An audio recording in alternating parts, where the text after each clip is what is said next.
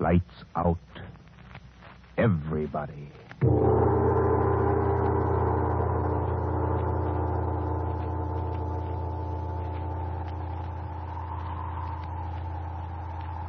This is the witching hour. It is the hour when dogs howl and evil is let loose on a sleeping world. Want to hear about it? Then turn out your lights.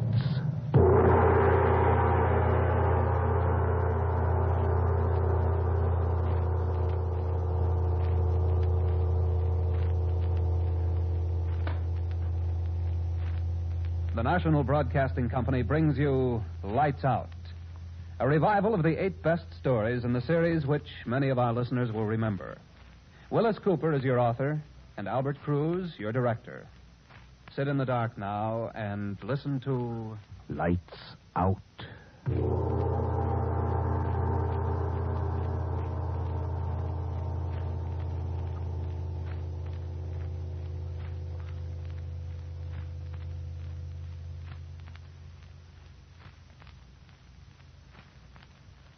And what will you do if I won't? Something very unpleasant, my dear chap. For example? For example, it is quite possible that I will kill you. You amaze me. No. I assure you I'm quite serious. It's impossible. Not impossible at all. May I ask just how you propose to end my life, shall I say? I shall cut your throat. Neatly, and as the books have it, with dispatch. You've been reading books, then? We're wasting time. What's the answer? The answer is the same as it has always been. You refuse, then? I refuse, yes. Very well. You force me to become a murderer. Cut. Look, I don't want to throw you up on this first reading, but not much is coming through in here. I don't know just how to say it, but it just doesn't gel for some reason or other. Now, let's think about these lines. Well, let's hold it a minute. What's the matter, George? Who is it, me or Ed?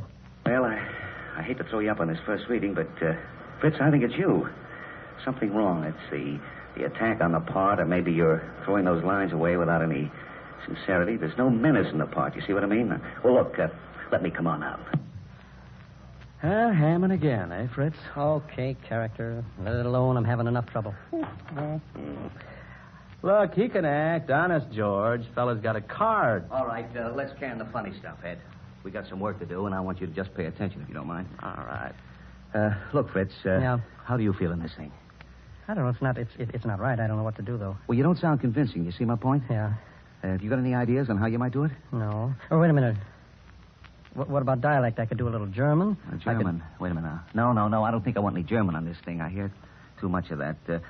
Some Austrian? No, that's too close to German. I don't know. How's your French? Let's see how your French is. Oh, it's all right. No. Look, I don't want to make him too definite. See, he should be a kind of a combination. A lot of menace in there, quiet, but I got to believe the guy. Make him. Let's see, what's that word? I want him. Continental. Yeah, that's it. Just not too much now. Just a whiff of it. I know continental, what you okay? mean. Let me try it. Yeah. All right, yeah. we'll try it now from the top, huh? Let's right. go. Okay. And what will you do if I won't? Something very unpleasant, my dear chap. For example? For example, it is quite possible that I will kill you. You amaze me. I assure you I am quite serious. Okay, hold it. How's it doing now? Huh? How's it sound? Are you asking me or the director? Well, it sounds a lot better than it did before. I think you'll work into it. Yeah, well, look, Fritz, I think that'll do it. What do you say we put it up on the mic and let's see how it sounds? Take that whole scene over. How is it for age, George? Oh, the age is okay. I want a little bit of age, not too much age. All right, just a little, about right. Little right older. on the nose the way you had it. All right. Oh, rehearsals. Well, it beats digging ditches for a living, I guess. Oh, does it? Or so they tell me. Well, anyway, it's cool in here. Thank the Lord for air conditioning. I wish it was 9:30. Okay, characters. Now, give me that after number 5 now, will you? And let's hear it again from the top. And what will you do if I won't?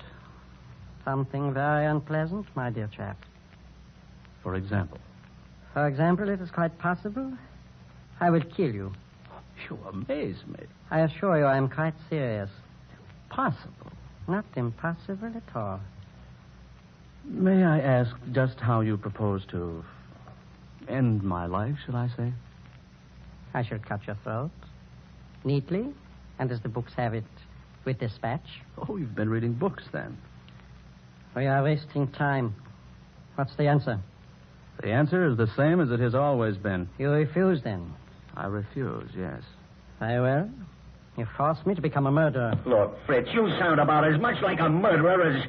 Oh, I give up. Oh, for the love of Mike, George, what do you want me to do? Growl? No, I don't want you to growl. But I do want you, if you won't find it too inconvenient, to act just a little bit like a murderer. You know, a murderer, a guy that kills people.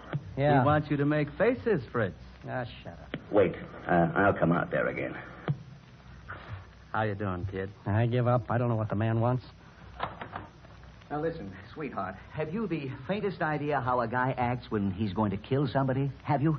No, but I got a hunch I'm going to know about it in a minute. Oh, well, that'll be swell. Because the way you're doing it now, a guy'd think that you're Ed's brother or something. Oh, now, George. listen. Get it through your thick skull that we got a show in a few minutes. We're going on the air. Radio, remember, you see? You're supposed to be a murderer. I know, but it's going to come a lot easier if you Oh, only you give me can't take it, huh? Ah, nuts. All right, well, let's try it again. Take it from that line. The answer is the same as it has always been, Ed. Go on, man. All right. The answer is the same as it has always been. You refuse... Pardon me. You refuse, then. Hey, George, Oh, for... Now what? Well, what do you want? there's an old gent out here wanting to see you. What's he want? I don't know. Well, tell him to go away. No, wait. Who is he? I don't know. How can I keep a character? I don't know. Sometimes I wonder. And he says he wants to see Ed, not you. Who is he? He won't give his name. Probably some guy that you owe money to. You should talk. Well, look, tell him... Well, listen, we're right in the middle of a rehearsal. Go ahead and talk to him, Ed. We can smoke a cigarette or play tiddlywinks. Oh. But listen, you tell him to make it snappy. We got a show to get on. All right. Tell him to come in here, Horace. Go right in. Why, there you are, Mr. Henley. Good evening, sir. Good evening. Why, I don't believe I've ever had... Don't know me, eh? Well, I know you, Mr. Henley. Mr. Ed Henley, yes, sir. He owes the old guy dough, all right. I'm afraid I don't know you, I sir. come up to show you my book. I figured you'd like to have a look at it now while you have the chance, just in case you had any choice. Folks don't often have the choice, you know. Choice? Choice of what? Now, here, let me show you the book. I won't be a minute. I don't like to disturb your work, you know, but it's got to be done, I guess. Now, this one here... Ye gods. Coffin. What? Coffins? Look, it's a catalog of coffins. Caskets. Huh? Yes, that's right. Yes, sir, the neatest line of caskets in the country. Handle nothing but the best. No, sir. Now, looky here. This number, A1436, ain't it? Yes.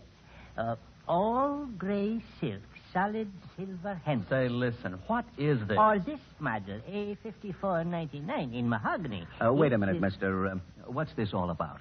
Why, I just figured Mr. Henley'd kind of like to pick himself out a casket. Well, who are you? So I brought up the book here to show him. I got my tape measure right here in my pocket. Ah, it's a rib, George. Somebody sent him up here. Oh, yeah? No, nobody sent me. I just thought Mr. Henley... Well, look, Mr. Henley's busy. We're rehearsing a radio show here, and we've got just a few more minutes before we go on the air. So if you don't mind... I know. You're rehearsing lights out. I know all about it. Listen, every Saturday night. I like it. All about ghosts and corpses and things. Yes, sir. Well, that's fine, but we've got work to do now. Well, I'll get right out of here. Just as soon as Mr. Henley makes up his mind. Now, this A1436 that I was showing Listen, you... mister, I don't want to buy a coffin. I've got no use for one. Do you get me? Solid silver handles. George, this guy's screwy. Oh, no, I'm not. No, sir. Now, wait. I got some pictures here in colors, if you like something a little fancier. Just a minute now till I find it. Fritz, Yeah? go get Horace and have him get this old gent out of here. I think the old guy's crazy. Yeah, okay. Mister, did somebody send you up here to see Ed Henley? Send me? No, sir. I told you. I thought it up my own self. Now, this here age 6782 with the bronze plate on top. How do you like that? Pretty nifty, ain't it? Hmm?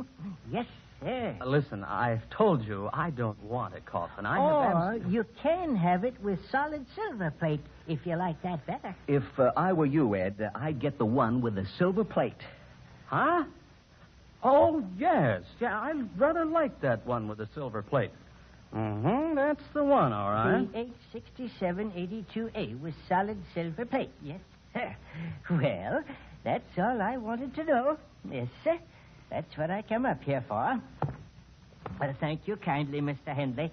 I think you'll find it very satisfactory. I'm sure I will. And thank you, sir. I'll be going now. Thank you ever so much. Sorry to interrupt you. Well, goodbye. Goodbye, gentlemen. Thank you very much, Mr. Henley. Well, I wonder what goes with that guy. Whose idea was that? No. It's all right, Fritz. He's gone now. We don't need you, Horace. Huh? Where'd he go? Well, he just went out that door a minute ago. Didn't you see him? No. He must have went the other way. He went out that door right there. Oh, that's funny. We didn't see him. Listen, Horace, was that your idea? Mine? Oh, gosh, no. Hey, I know. It was one of the announcers. Wisecracking guys. Well, I don't think it was so funny myself. Not at this time of night with nobody else in the whole place. How'd you get rid of him, Ed? Oh, the old guy was showing us coffin after coffin, and I suggested to Ed that he buy number H6783A. With solid silver plate. So he said okay and scrammed. Leave it to me to handle the screwy guys. I've had experience enough producing shows around here. Thank you, dear. You birds want me anymore? No, Horace. Thanks. Oh, if you see old Joe Coffin Seller again, though, tell him we're not in the market. Now, come on, let's get to work. Yeah, it's about time. Where do we start? There on page 6, line 5. The answer is the same and so on, you know. All right. The answer is the same as it has always been. You refuse, then, huh? I refuse, I'll yes. get that the next time through. Very well, then. You forced me to become a murderer. No, you forced me to become a murderer. You forced me to become a murderer. Go on. I don't know. You know the penalty for murder in this country? Put down that knife. You have had your last chance. Oh. No, don't kill me. I warned don't. you. I warned No, you, but no. you would not listen to me. Cut. Oh, what?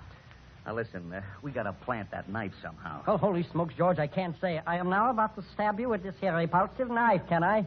Well, that's the trouble with writers. No imagination.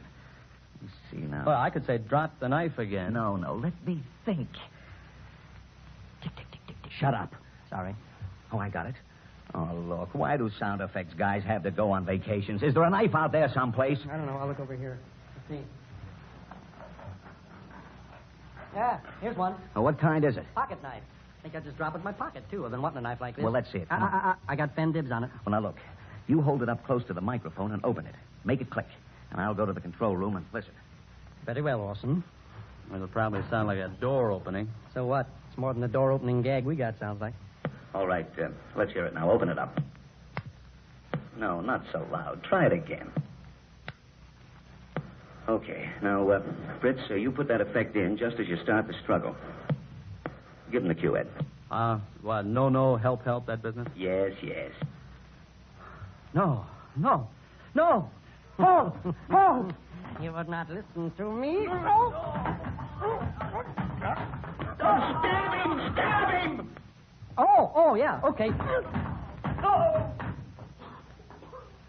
You better fall down on the floor, Ed. It'll sound better. Why is it I always have to do the falls? Go on. Nuts. Okay. Okay. Now, how are we going to ring that gong?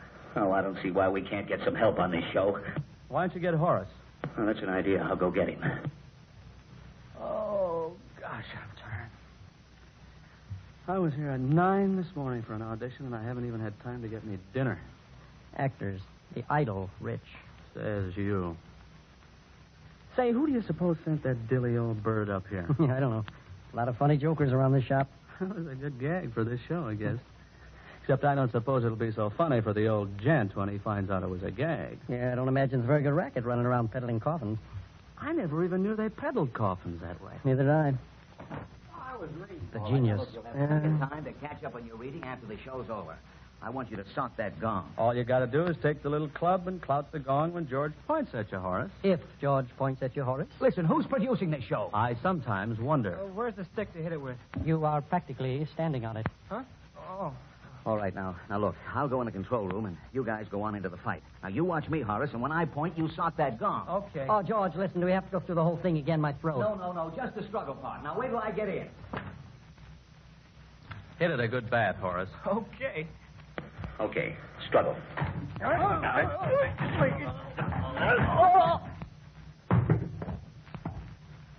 Well, pay attention, dummy. Will you hit that gong? Oh.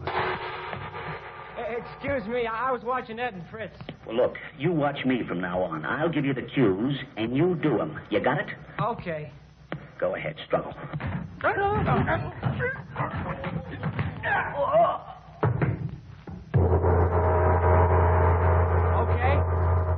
Okay, now, you do it just like that on the air. You got it? Okay. Oh, I gotta go, George. The phone's ringing in the lobby. Well, hurry up. We're practically on the air. How are we doing? Oh, I wish I had a cigarette. No smoking in the studios. Speak when spoken to. I was talking to Fritz. Oh, well, there's still no smoking in the studios. Oh, brother. You want to go get something to eat after the show, Ed? Oh, not me. I'm going to be dead. I'm dragging, too. I'm going sailing with Jake tomorrow. Oh, are you? Yeah. Well, you can have it. Okay, George, I'm back. Well, look, come on, will you? Come on. Hey, you know who that was? Sure, somebody wanting to know what time Fred Waring's on. No, it wasn't. Come on, will you? Can the guessing games? Let's go. It was the old coffin guy. He wanted to know if Mr. Henley wanted a silver or a bronze plate on his coffin. What'd you tell him? Silver, I said. Nothing cheap about Mr. Henley, I said. Listen, you oughtn't to kid the old guy like that. He's just a poor, harmless old bird. Besides, the first thing you know, somebody will be knocking at my door, delivering a coffin, and collecting money for it. Trying to collect, you mean? Now, listen, you lugs, if you want to play comedy, you put the bite on Don McNeil, will you? You're wasting your time over on this side. Now, let's go to work. And if that old guy calls up again, you tell him to go jump in the lake. Now, come on, look at page 10. We won't have time to take a dress. Top of the page. I want running footsteps, all three of you. Across the studio floor, up the stair steps. You stop and run back down. You got it? On my cue.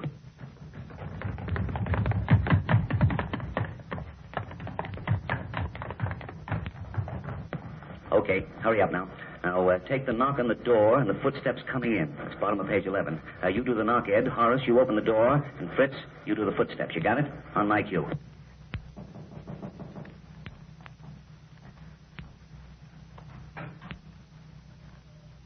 Okay, keep it that way. She's coming right up now. Fritz, you do the wind machine. Right, George. Ed, you do the chime. Okay. Horace, you sock that gong. Right, George. On your toes now. At my cue, Fritz. Quiet, everyone. 5 seconds. Lights out. Everybody.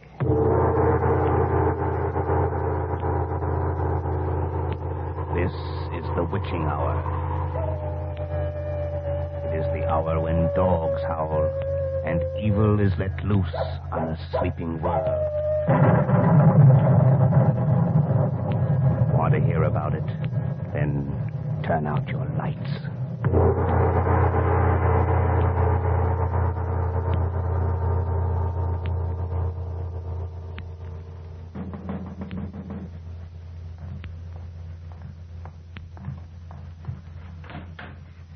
Ah, good evening, my dear friend. Good evening, Doctor. Won't you come in?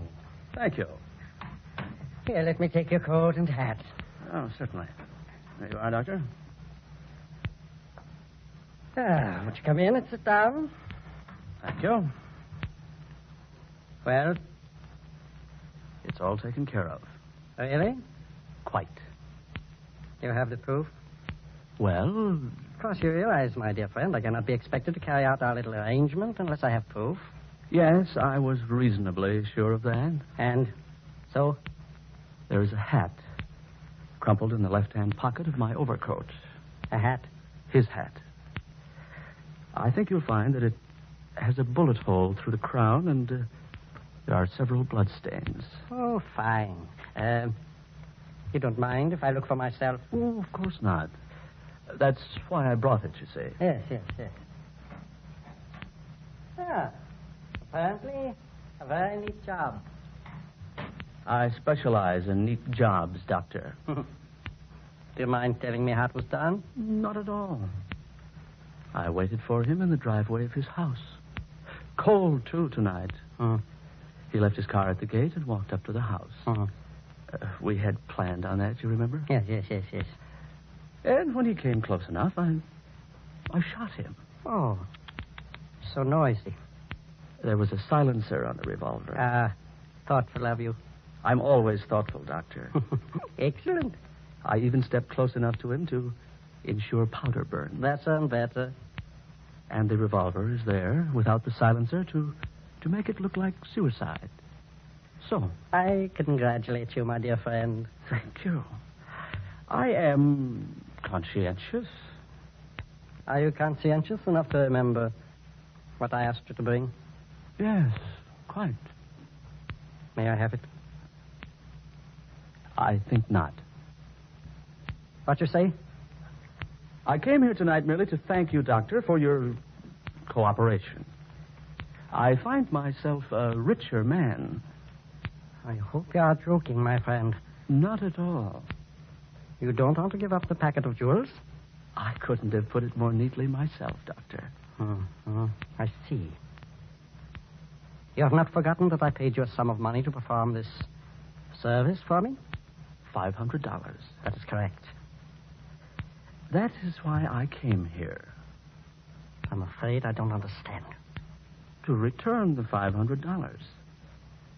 You see, Doctor, I have decided to keep the jewels instead. I see. Would you care for a drink? Brandy, perhaps. If you like.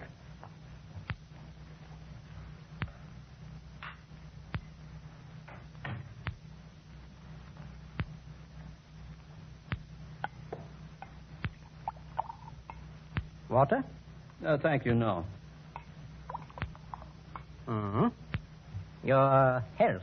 If you don't mind, Doctor, let us exchange glasses. You are a remarkably suspicious man. I have to be. If you please. Oh, quite.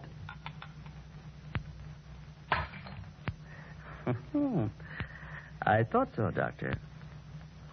Well, your good health. And now I'll be going, if you don't mind. Oh, must you go, really? Yes. Here are your $500. My offer is still good. Your offer? $500 for eliminating this man and bringing me the jewels from his pocket. Oh. I'm sorry not to be able to accept your offer, Doctor. I've made other arrangements, you see. May I point out that you left your revolver at our friend's side? May I point out that it is extremely possible that I have another? Possible? Probable. Shall we have another drink? May I pour? If you like.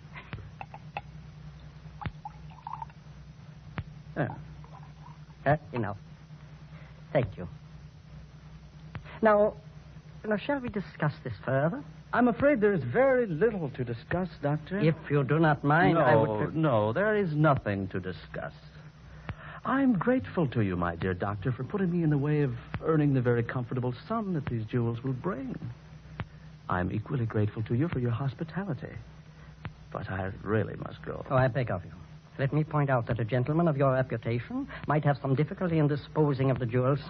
There are ways. Would it not be a great deal safer for you to take the $500 with no further risk than to keep the jewels and run the risk of hanging?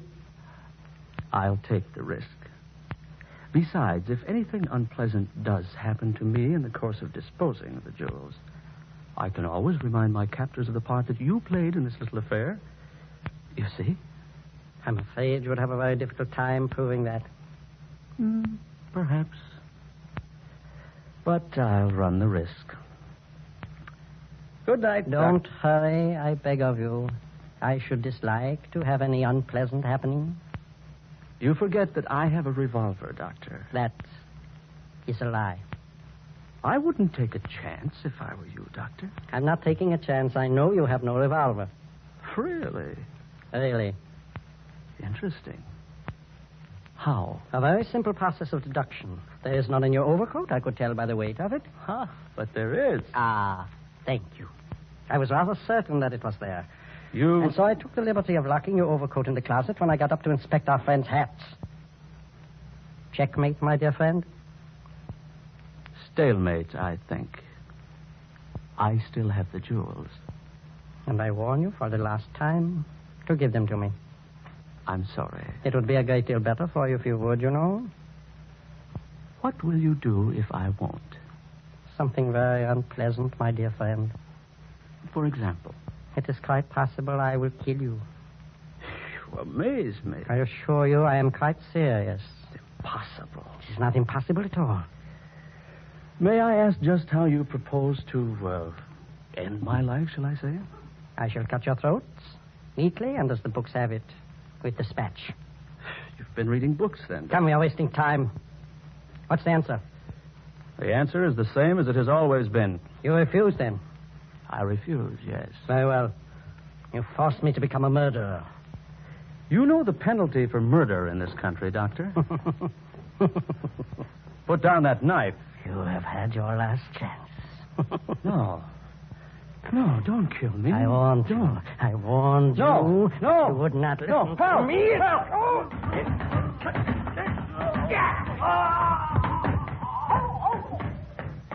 Ed. Ed. You... Ed. You stabbed me, Fritz. Oh, my God. Horace, look. The knife slipped. I didn't mean... I cut him. I didn't mean to cut him. I cut him. Look at that blood. You've really killed him, Fritz. Oh, no. No, I didn't... Well, I didn't... I just got here in time, didn't I? Yes, sir. Model 86782 with silver plate for Mr. Henley. No! I didn't. Yes, sir. Just bring it right in, boys. Mr. Henley's all ready for it.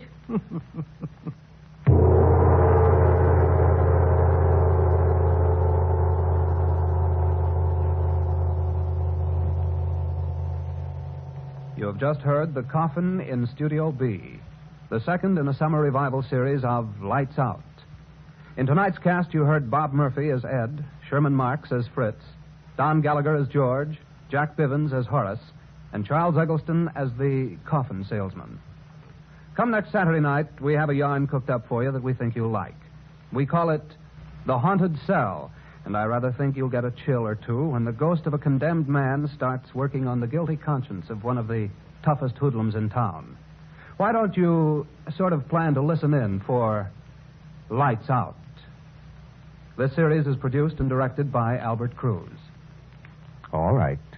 You can turn them on now.